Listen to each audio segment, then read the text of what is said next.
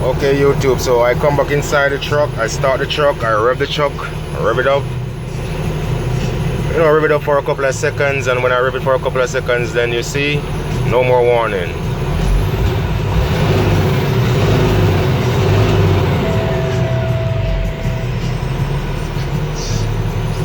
See what it says, no more warning.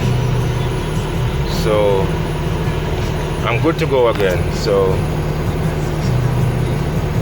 that's the problem for the high exhaust heat problem.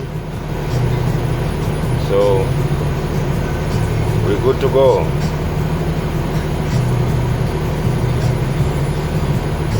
No warning this time. The warning, no faults. So I hope this video help you guys out. Appreciate you guys for watching. I have a blessed day.